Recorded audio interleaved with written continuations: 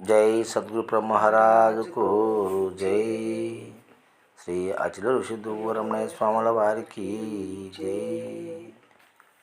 మహర్షి doctor శ్రీనివాసార్యులు అనేటువంటి YouTube ఛానల్ను ప్రేక్షకులందరూ సబ్స్క్రైబ్ చేయండి, షేర్ చేయండి, లైక్ చేయండి.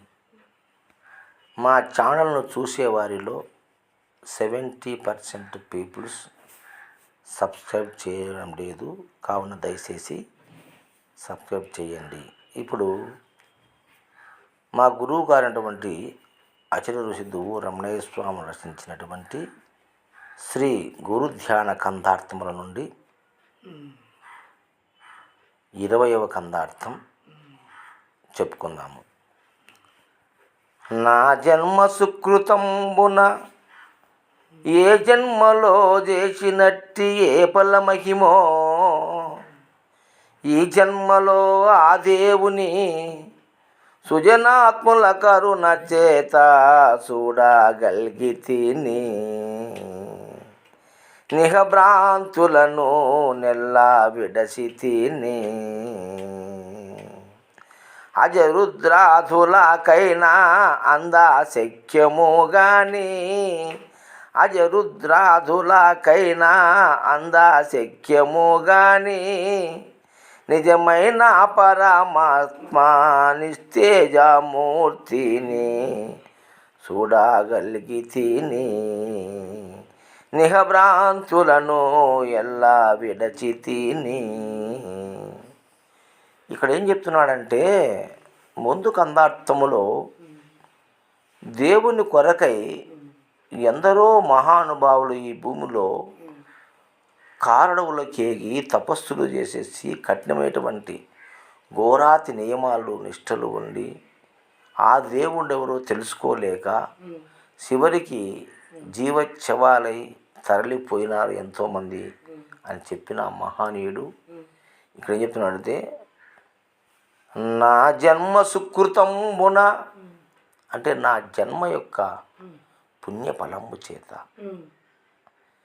ఏ జన్మలో చేసినట్టి ఏ ఫలమహిమో. మరి ఎన్నో జన్మలు ఉన్నాయని చెప్తున్నారు పెద్దలు. మనకు అనంతకోటి జన్మాన్ని ఆత్మజ్ఞానంచ లభ్యతే, ఆత్మజ్ఞానం అనంతాన్ని లభ్యతే పూర్ణభోజిత అనేటువంటి శృతువాక్యరీత్యా మనం ఆలోచించినట్లయితే అనేక జన్మల పుణ్యఫలము చేత ఏ జన్మలో చేసుకునేనో ఈ పుణ్యము నాయన, ఆ ఫల మహిమ వల్ల, ఆ పుణ్యఫల మహిమ వల్ల ఈ జన్మలో ఆ దేవుని సుజనాత్ముల కరుణ చేత చూడగలిగితిని. అంటే సుజనాత్ముల కరుణ చేత నేను చూడగలిగిన ఈ జన్మలో ఆ దేవుణ్ణి. ఏ జన్మ పుణ్యఫలమో. మరి ఈ సుజనాత్ములు, సుజనాత్మ అంటే మంచి సజ్జనమైన ఆత్మ కలిగినటువంటి గురువులు, సుజనాత్ములు వారి యొక్క కరుణ చేత చూడగలిగినయ్యా ఆ దేవుణ్ణి నేను అని చెప్తున్నాడు ఇక్కడ. ఇహ భ్రాంతులను నెల్లా విడిచితిని. అప్పుడు ఈ ఇహంలో భ్రాంతులను విడిచిపెట్టినా, ఎందుకంటే ఆ దైవాన్ని నేను చూడగలిగిన గురువు ఒక్క మహిమ చేత, ఆ గురువు యొక్క కరుణ చేత, సుజనాత్ముల కరుణ చేత నేను చూడగలిగిన. ఎప్పుడైతే ఆ దైవాన్ని దర్శించినానో ఇక భ్రాంతులన్నీ విడిచినాను నేను అని చెప్తున్నారు ఇక్కడ. అజరుద్రాదులకైనా అందశక్యమో గాని, అంటే అజరుద్రాదులు అంటే అజుడంటే బ్రహ్మ, విష్ణువు, ఈశ్వరుడు, వారికి కూడా అందశక్యము కానీ అందుకోవడానికి శక్యము కానిటువంటి నిజమైన పరమాత్మను నిస్తేజమూర్తిని చూడగలిగితిని. ఇక భ్రాంతుని నెల విడిచి తిని అని శిష్యుడు ఇక్కడ చెప్తున్నాడు. దీని ఎంతగా మరి పెద్దలు ఇది చేసినారంటే, గురువు యొక్క గొప్పతనాన్ని అక్కడ నిలపనీకి ఆ గురువు యొక్క కృప వలనే, కరుణ వలనే ఆ నిజ దైవాన్ని నేను తెలుసుకున్నా. ఈ ఇహ భ్రాంతులను వదిలినా ఆ దేవుని చూసినా అని చెప్తున్నాడు ఇక్కడ. ఈ జన్మలోనే ఆ దేవుని సునాదకరం చేత చూడగలిగితే ఆ దేవుని నేను చూసినా అంటున్నాడు గురువుల ద్వారా. అంటే రూపాన్ని కాదు, ఇహభ్రాంతులన్నీ రూపాలతో కూడి ఉన్నాయి. ఇహభ్రాంతులన్నీ రూపాలతో కూడి ఉన్నాయి. బ్రహ్మ, విష్ణు, మహేశ్వరుడు, ఈశ్వరుడు, ఇవన్నీ రూపాలు, ఇహభ్రాంతులు. ఇవన్నీ ఇహలోకములో మానవుడు నిర్మాణం చేసుకునే దేవతలు ఇదంతా కూడా. అంటే రూపంలేని దేవుని దర్శించిన ఈ దేవతలందరినీ ఇహభ్రాంతులను వదిలి నేను.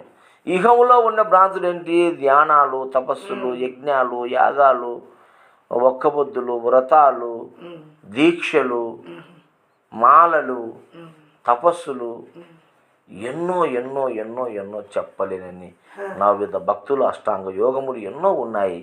అవన్నీ ఇహభ్రాంతులు. అవన్నీ కూడా రూపనామాలతో కూడిన దేవుని చూడ్డాని కోసమై చేసే ప్రయత్నాలని ఈ ఇహభ్రాంతులని విడిచిపెట్టి నేను ఇంకా ముందు కందార్థం చెప్పేటన్ని చెప్పిన చేసిన వాళ్ళంతా నియమాలు నిష్ఠలు అవన్నీ అవి ఇహభ్రాంతులు.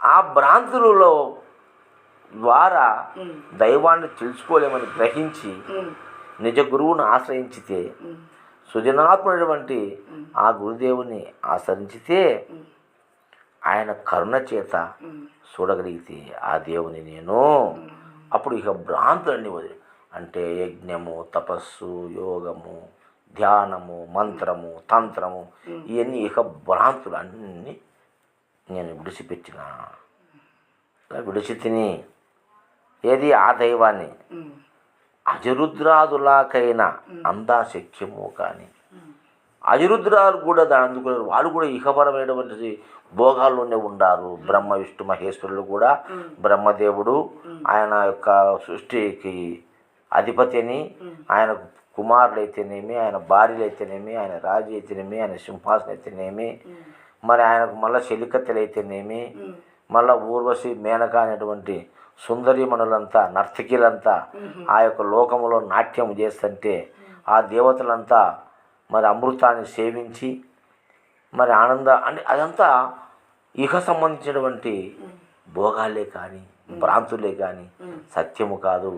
వాళ్ళు కూడా సత్యము తెలుసుకోవాలంటే సద్గురువుని ఆశ్రయించాలా, సృజనాత్మల చింత చేరాలి. అప్పుడు నిజదైవతత్వాన్ని తెలుపుతారు అనేటువంటి మాటను ఇక్కడ చెప్తూ, వాళ్ళు కూడా అంతగా నిజమైన పరమాత్మ నిస్తేజమూర్తిని, ఆ నిజమైన పరమాత్మ అంటే ఎవరు అనేప్పుడు, నిజమైన పరమాత్మ అనేది మనం చెప్పినట్టుగా 3 మాటల్లో చిక్కగా చెప్పాలంటే, నీలో 3 స్థితులు ఉన్నాయి, నీకు 3 అవస్థలు ఉన్నాయి, 3 స్థితులు ఉన్నాయి. ఆ 3 స్థితుల్లో ప్రపంచ స్థితి ఒకటి, ప్రకృతి స్థితి ఒకటి, పరమాత్మ స్థితి ఒకటి ఉంది. ఈ ప్రపంచ స్థితిలో ఉన్నటువంటి ఇవన్నీ కూడా రూపనామాలు, భ్రమలు, భ్రాంతులు, తపస్సులు, యజ్ఞాలు, యాగాలు అన్ని ప్రపంచమే. ప్రకృతి లేకపోతే ఆకలి, నిద్ర, భయ, మైథునములే ప్రకృతి. 3వది పరమాత్మ, అది నీకు ఆధారమై ఉన్నది. నీకు నీ జన్మకు నీకు అది అధిష్టాన దేవతగా ఉన్నది. అదే పరమాత్మ. ఆ పరమాత్మే నాలో ఉన్నది, అనురూపముగా ఉన్నది, సూక్ష్మంగా ఉన్నది, విశ్వవ్యాప్తమై ఉన్నటువంటి సత్యాన్ని గ్రహించి ఆ గురుదేవుడు తెలియజేసినాడు. దానివల్లనే మాకు ఈ యొక్క ఆ దేవుని చూడగలిగినామనేటువంటి ఒక గొప్ప మాటను, నమ్మకాన్ని, విశ్వాసాన్ని మరి ఆ శిష్యుడు పొందినాడు. కాబట్టి ఆ నిస్తేజమూర్తిని నేను చూడగలిగినాను, ఇహ భ్రాంతులనెల్లా విడిచినాను అని చెప్పేసి తెలియజేసినాడు. జై సద్గురు మహారాజుకు జై.